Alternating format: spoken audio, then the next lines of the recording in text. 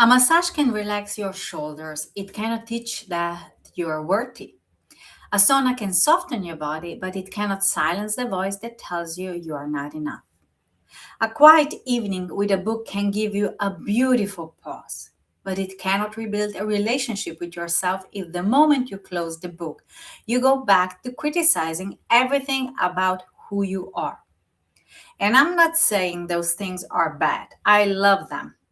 They are needed, they can support you. But they cannot save you from a life where your own inner voice has become the harshest person in the room. So, today I want to talk about the self care trap, the way we try to soothe the surface while still attacking ourselves underneath. And I want to give you one small practice I call a date with myself, so you can begin building self worth from the inside, not just recovering for 1 hour from the outside. And if this speaks to you, comment word below and I'll send you the date with my self reflection questions. And type live if you're listening to this live, or if a replay if you're watching this later. And put yes in the comments if you have ever done something nice for you, but that the not enough voice came back almost immediately after. So, self care is everywhere now. It's something that is like a fashion. So, let's say that you're supposed to have a self-care which is resulting as taking a bath or book the massage or go to sauna or buy the candle, read the book, take the evening off. And again, I'm not against any of that. I think that's brilliant. I mean, I do that all the time. And sometimes your body needs softness. Sometimes it needs rest, it needs beauty, and it needs quiet. But sometimes the best thing you can do is close the laptop, step away, and let your nervous system breathe.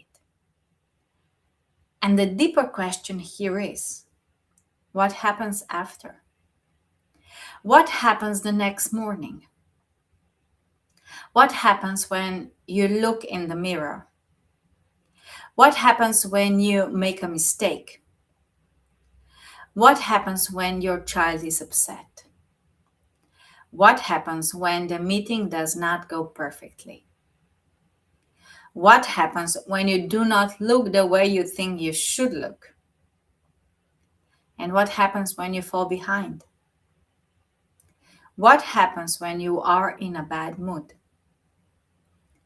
What happens when you are not the perfect version of yourself? Because that is where we see whether self care is touching the surface or whether the self worth is being rebuilt underneath. You see, imagine this: you go for a massage. For 1 hour, your body softens. The room is quiet, nobody needs you. Your phone is away, your breath is deeper. And for a moment, you feel relief. And then you go home. And the next morning, you look in the mirror and immediately your mind starts. Your hair is wrong, your face looks tired, your body should look different. You should have done more yesterday. You should be further by now. You should be calmer. You should be patient. You should do better. And suddenly the softness is gone. Not because the massage was useless, but because the deeper relationship with yourself has not changed yet. The outside gave you a relief, but inside still feels like a courtroom. And that is what I want us to look at today. Because if your inner world is full of criticism, pressure, comparison, and punishment, the self care becomes a band aid. It touches the skin, and that's all. You see, self care without self worth often becomes recovery from self attack. You spend the whole week pushing, criticizing, overgiving, overworking, comparing, judging your body, judging your choices, judging your pace, judging your emotions, judging your needs. Then you take 1 hour for yourself and call it self care. But what are you really recovering from? Because you're not only recovering from life, you're recovering from the way you have been speaking to yourself inside your own life. And this is especially true for high achieving women because from the outside, everything may look beautiful, responsible, organized, successful, capable, polished. But inside, there can be a constant war. The fear that you are not worthy unless you're perfect. And when I say perfect, I do not mean actually perfect. I mean the impossible version, never failing, never falling, never being in bad mood, never disappointing anyone, never having a messy day, never looking tired, never feeling insecure, never struggling, never needing support, never being human. And that kind of perfection is not a standard, it's a prison. And no amount of surface self care can free you if you keep returning to the prison inside. On my own path, one of the hardest and most powerful shifts was this: accepting myself with love exactly as I am. Not the future version, not the disciplined version, not the thinner version, not the calmer version, not the more successful version, not the version who never reacts, never falls, never doubts, never struggles. But me, here, human, learn in the process of learning, in the process of becoming. And I had to see something that sounds simple but changes everything when it lands. You cannot achieve your self worth. You cannot earn your value. You cannot perform your way into being enough. Because if worth has to be earned, then it can also be lost. And that means one mistake, one bad mood, one rejection, one messy day, one body change, one fail attempt can throw you right back into the old story. I'm not enough. But your worth cannot be that fragile. Your value cannot depend on whether you had a perfect day. Your humanity cannot be something you are allowed to have only after you achieve enough. Real self worth begins when you stop treating yourself like a project that needs constant improvement before it deserves love. You see, the deepest self care is not only what you book, buy, schedule, or do, it is how you meet yourself when you are not impressive, how you meet yourself when you are tired, how you meet yourself when you make a mistake, how you meet yourself when your body changes, how you meet yourself when you disappoint someone, how you meet yourself when your emotions are messy, how you meet yourself when you need to rest, how you meet yourself when you are not producing. Because this is where self worth is built, not in the perfect moments, in the ordinary ones, in the uncomfortable ones, in the moments where you used to punish yourself and now you pause, in the moments where you used to attack your body and now you choose curiosity, in the moments where you used to say, "What is wrong with me?" and now you ask, "What do I need?" And that is not soft in a weak way. That is powerful because the way you meet yourself becomes the ground you stand on. And if that ground is always criticism, of course you feel unstable. If that ground is always pressure, of course you feel exhausted. And if that ground is always comparison, of course you feel behind.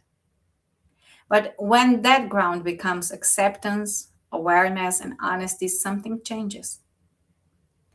You stop needing every outside thing to prove that you are okay. You begin to come home to yourself. And I want to give you one small practice today. We will keep it very simple, and I call it Date with Myself. Not because it has to be romantic or dramatic, but because it means you are choosing to spend a few minutes with yourself without trying to fix yourself. And here's the first part: stand in front of the mirror, not to inspect, not to criticize, not to look for what is wrong, but to observe. And start with your face, your hair, your eyes, your nose, your lips, your skin, your expression, then your body. And just notice what happens. Because for many of us, the negative thoughts arrive fast. Like, I do not like my hair. My face looks tired. My body should be different. I look older. That part is not good enough. And I don't want you to fight the thoughts. Do not pretend they're not there. Just notice. Oh, this is how I speak to myself. Because that awareness is key. And then offer one counter truth. And I'm not talking about the fake positivity. I'm not talking about forcing yourself to love everything immediately. Just one counter truth. For example, I do not like how thin my hair feels today. And then, but I do love the color, but I like the way it shines, but I'm grateful it carries me through my days. Or I notice I'm criticizing my face. And then I search and I realize that these eyes have seen so much, but this face has held my life. But I can look at myself with a little more kindness today. And the point is not to become instantly confident in the mirror. The point is to interrupt the automatic attack. And that's the first part of the date with myself. And then, after you do that, take 5 minutes and write 5 qualities I am proud of that have nothing to do with my job title, my appearance, my productivity, or performance. So it's not about your achievements. It's not about the things that impress people. It's not about the roles you perform, the qualities. So maybe that quality could be I'm loyal. I listen deeply. I'm resilient. I care. I notice beauty. I keep learning. I'm brave. I'm warm. I'm honest. I'm creative. I have survived hard things. I can love deeply. I'm willing to grow. And many people find this hard because we are used to measuring ourselves by output. What did I do? What did I achieve? What did I complete? What did I fix? What did I improve? But these questions ask something different. Who am I when I'm not producing? Who am I when I'm not performing? Who am I when nobody is clapping? And that's where self worth begins to become more than an idea.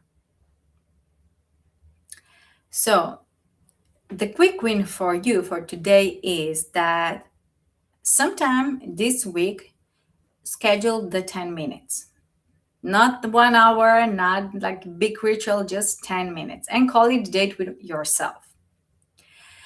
And then do these 3 things. First, mirror with curiosity. So look at yourself and notice your automatic thoughts, not to judge them just to see them. And then offer one counter truth. For every harsh thought that appears, often one honest counter truth. Not fake, just honest. And the third thing is that you name 5 inner qualities.